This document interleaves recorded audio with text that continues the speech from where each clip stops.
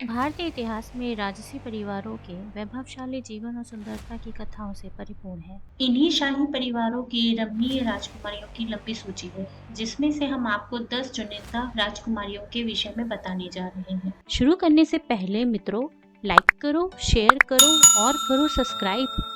बजाओ घंटी सब्सक्राइब की, बताओ अगले वीडियो की फरमाइश। पहला है इंदिरा राजे। इंदिरा बड़ोदरा की राजकुमारी का जन्म 19 फरवरी 1892 को हुआ था। इनके पिता सयाजी गायकवाड़ और मां महारानी चिमनी बाई थी। इनका विवाह बिहार के राजकुमार जितेंद्र नारायण से हुआ, जिनसे वह दिल्ली दरबार में मिली थी। जितेंद्र नारायण से विवाह करने के लिए उन्होंने ग्वालियर के महाराज माधव राव सिंधिया से अपनी सगाई तोड़ दी। उन्होंने 18 वर्ष की उम्र में यह साहसिक कदम उठाया था। सगाई टूटने के पश्चात उनके माता पिता ने उन्हें भारत छोड़कर लंदन जाकर जितेंद्र नारायण से विवाह करने की अनुमति दे दी। इन्होंने अपने जीवन में कई कठिनाइयों का सामना किया। महारानी गायत्री देवी इन्हीं की पुत्री थी। इंदिरा राजे ने अपने जीवन का अंतिम समय मुंबई में बिताया और सितंबर 1968 में इनकी मृत्यु हो गई। दूसरे नंबर पर है सीता देवी बड़ौदा। सीता देवी पीतमपुरा के महाराज राजा राव वेंकट कुमारा महीपति सूर्य राव और रानी चिन्नम्मा की पुत्री थी। इनका पहला विवाह वायुरू के जमींदार अपाराव बहादुर से हुआ, जिनसे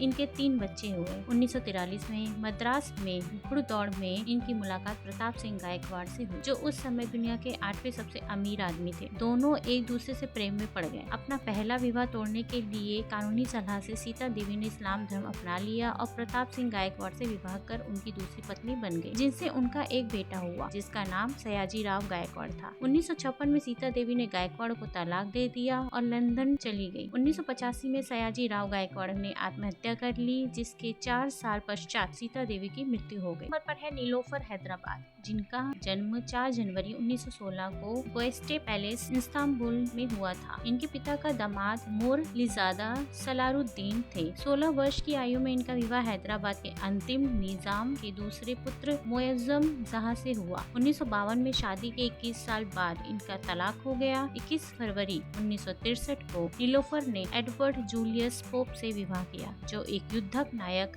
लेखक और फिल्म निर्माता थे। 12 जून 1989 को पेरिस में नीलोफर की मृत्यु हो गई।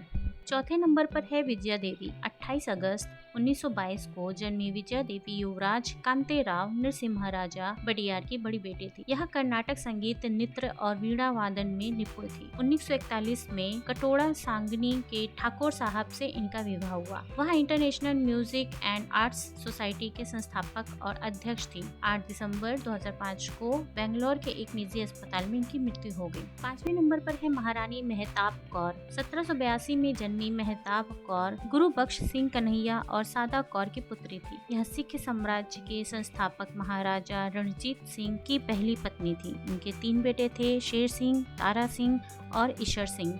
शेर सिंह 1841-1843 तक सिख साम्राज्य के संस्थापक रहे। महारानी मेहताब की मृत्यु 1813 में अमृतसर में हुई। 6ठे नंबर पर रानी पद्मिनी। रानी पद्मिनी चित्तौड़ के राजा रत्न सिंह की रानी थी। इस राजपूत रानी का अस्तित्व संदिग्ध है। इतिहासकार इनका अस्तित्व मलिक मोहम्मद जैसी के महाकाव्य पद्मावत के आधार पर मानते हैं। पद्मावत के अनुसार इनके पिता सिंहर द्वीप के राजा गंधर्व सेन और माता रानी चंपावती थी। 7वें नंबर पर है रानी लक्ष्मीबाई। झांसी की रानी के नाम से प्रसिद्ध रानी लक्ष्मीबाई का जन्म 19 नवंबर 1828 को वाराणसी में हुआ था। इनके पिता मोरोपंत तांबे और माता भागीरथी सापरे थी। इनका बचपन का नाम मनु और छबीली था। इन्होंने शास्त्रों की शिक्षा के साथ शास्त्रों की शिक्षा भी ली। इनका विवाह झांसी के महाराज गंगाधर राव से हुआ। यह 1857 के प्रथम स्वतंत्रता संग्राम की वीरांगना है। 23 वर्ष की आयु में अंग्रेज सेना से लड़ते हुए वे युद्ध भूमि में वीरगति को प्राप्त हुई।